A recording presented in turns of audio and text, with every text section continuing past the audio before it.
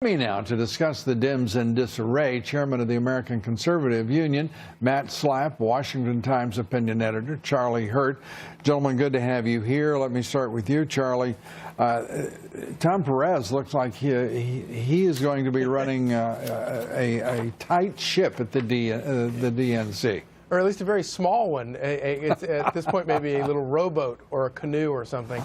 No, but you'd never know it reading the mainstream media. All you read about is about all these alleged problems that Republicans are having in the House because of the failure of the repeal and replace bill, which, by the way, what the media insists on overlooking is the fact that, you know who else, who really thwarted that repeal and replace bill?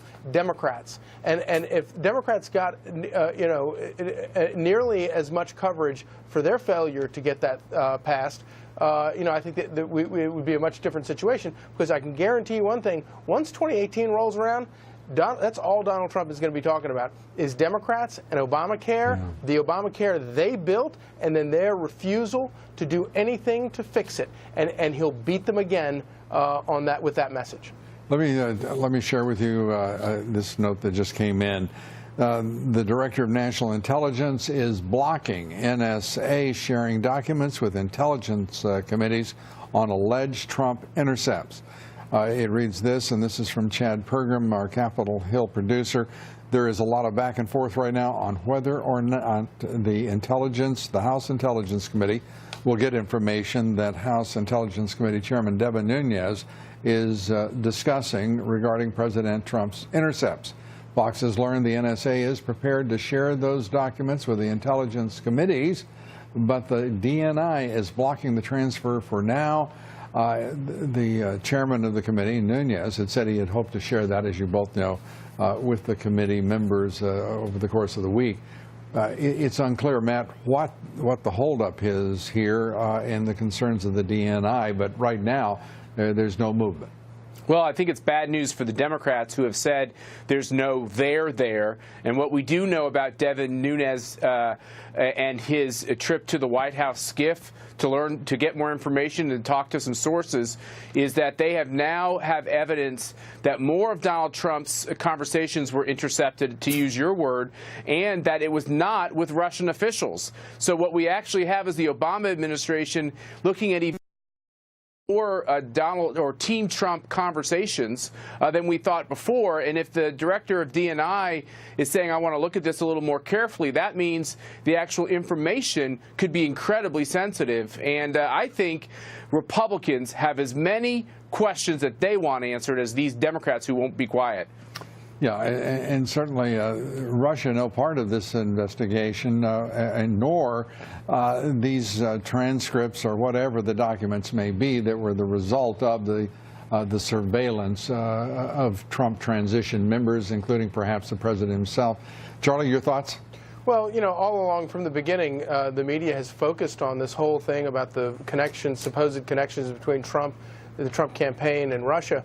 But all along, the far graver story here, the one that has far graver, it's a constitutional crisis level scandal, is the notion that you have an outgoing president who spied, or whose administration may have spied on a political enemy, his arch political enemy, in the middle of a presidential campaign. If that is what happened, it is 10 times worse than Watergate. That's right. It is a scandal. It is a constitutional crisis if that happened. And all of this, worrying about ties between Russia and that's fine. Let's look at that stuff. But this other story is far bigger.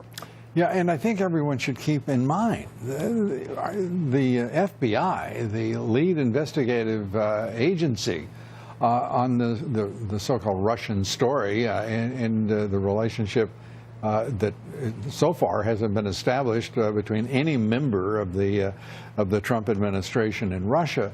That's the FBI. They've been at it for, what is it now, almost 8 months, and still not a scintilla of evidence. James Clapper, the head of the DNI, previous to Dan Coates taking over the Obama DNI, not a scintilla of evidence. And yet we do have evidence here and allegations that are profound, as you say, that there is a relationship between the surveillance of the Obama administration and the transition team of the president-elect. It's remarkable. Matt, you're going to get the last word.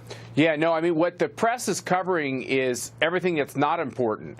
And we should start covering the actual substance here. If you have one administration spying on the incoming administration, that is something we have never seen. And those of us who supported the idea of prosecuting the war on terror aggressively never imagined that these powers would be used to pick up conversations of potentially of an incoming president, and you don't know what you do with that information. This is a place we do not want to be as a country.